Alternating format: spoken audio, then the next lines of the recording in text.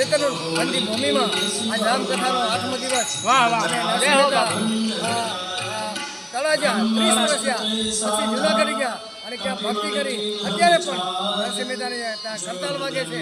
આવા નિષ્કામ નિષ્દ્રોહી અને કૃષ્ણ પ્રેમી એવા નરસિંહ મહેતાની ભૂમિમાં ઊભા છીએ.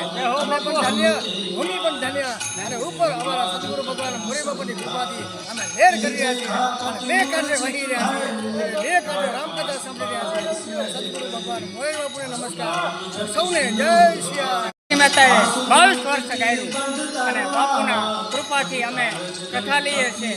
કથાને પ્રતાપે અમે ક્યાં ક્યાં પહોંચ્યા દુનિયાની અંદર અમે જોઈએ છીએ અને લહેરો કરીએ છીએ. અમારા સંતો અમને અહીંથી કોઈ વાલું નહીં. અમારા સંતો વાલા બાપા. જય શ્રી રામ, જય શ્રી રામ.